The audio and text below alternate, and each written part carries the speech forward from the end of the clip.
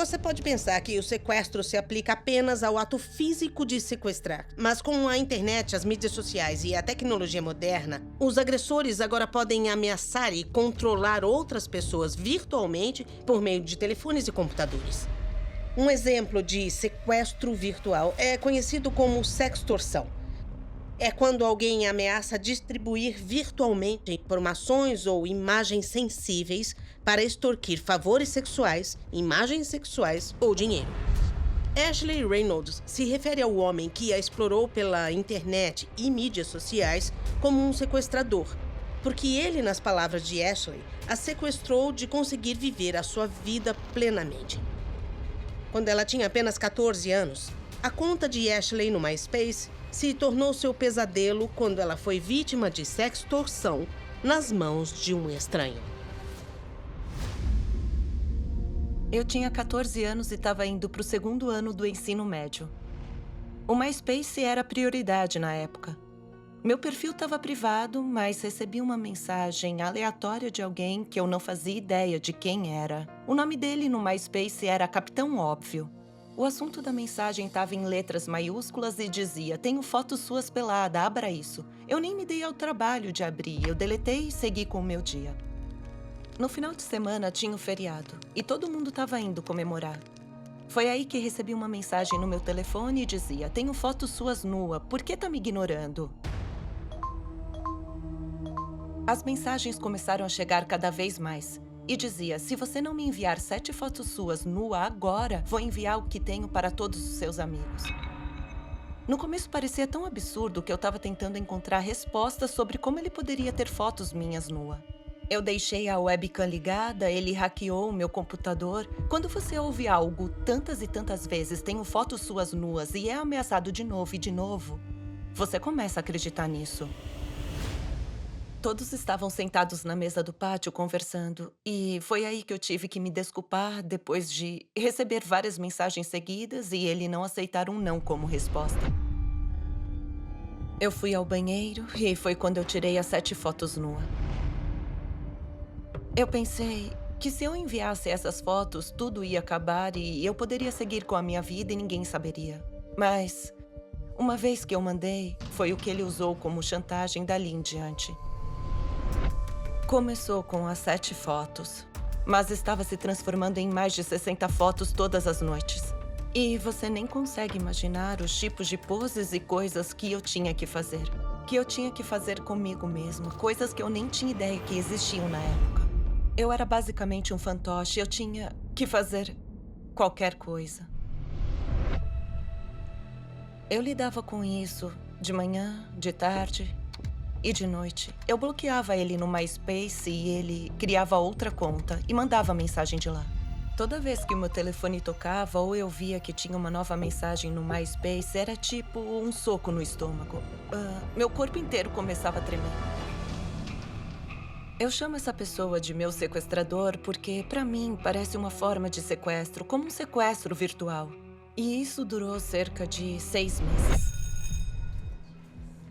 Eu estava em um clube de jovens depois da escola e foi bem no meio disso. Eu lembro que recebi uma mensagem da minha mãe dizendo: "Seu pai e eu estamos indo te buscar."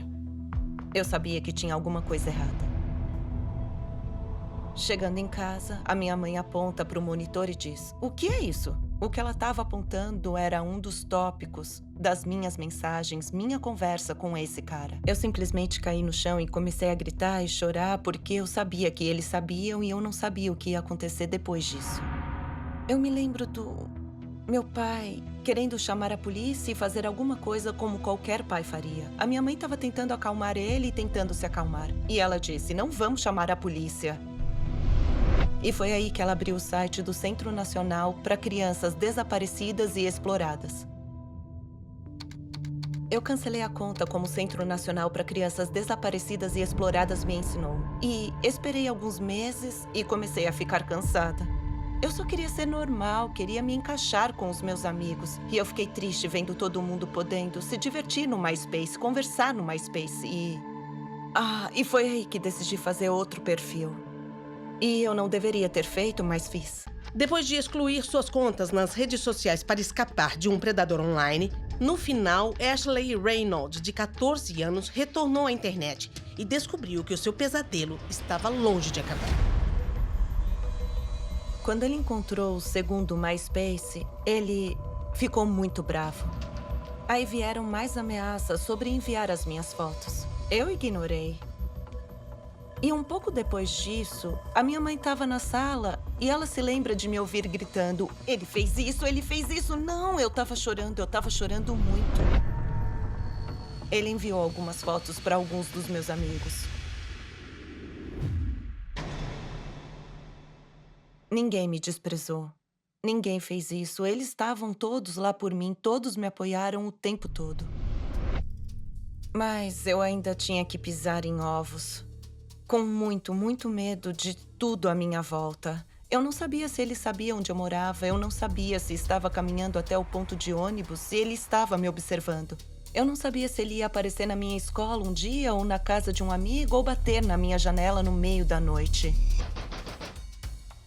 E depois que ele mandou aquelas fotos, não demorou muito para que o FBI conseguisse rastrear ele até a casa dele na Flórida.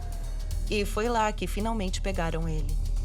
E todo o peso saiu dos meus ombros e eu me senti muito aliviada. Aí eu recebi uma intimação para voar até Jacksonville, Flórida, para testemunhar.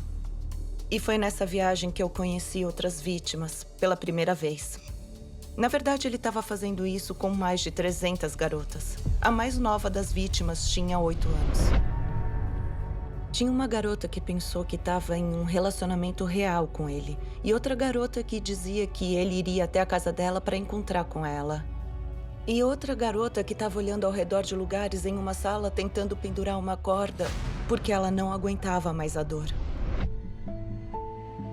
Durante o julgamento, quando ele entrou, ele estava usando um macacão laranja, algemas nas mãos e nos pés, olhando só para baixo, cabelo longo e oleoso. E uma das vítimas do meu lado me deu a mão e começamos a chorar muito. E, finalmente, depois que fizemos nosso discurso de vítima, o juiz deu a sentença. Lucas Chancellor está cumprindo uma sentença de 105 anos após chantagear garotas jovens, as forçando para obter vídeos e fotos sexuais delas. Tem sido desafiador identificar vítimas anteriores, porque Chancellor não salvou muitas informações sobre elas. Tem mais de 200 garotas por aí que não fazem ideia que ele foi pego. Só espero que, compartilhando a minha história, de alguma forma ela soe familiar para alguém e que possam investigar os casos para determinar se não era ele que também estava fazendo isso com essas garotas. As pessoas pensam que isso não pode acontecer com elas. Eu também pensava isso. Eu era literalmente uma garota básica, normal e comum, vivendo uma vida normal. Você não está segura a menos que esteja realmente tomando as devidas precauções para garantir a sua segurança. Eu passei muito tempo com medo, me sentindo sozinha. Se eu pudesse voltar no tempo, teria dito para mim mesma falar, contar para alguém. Tem muitas pessoas que me procuram desde que comecei a compartilhar a minha história. O apoio que eu recebo é incrível. No final das contas, foi isso o que me salvou de tudo. De acordo com o FBI, a chave para manter suas informações privadas seguras é ter cuidado com o que você compartilha online. E também é aconselhável ignorar mensagens de estranhos e procurar ajuda imediatamente se você acredita que está sendo vitimizado.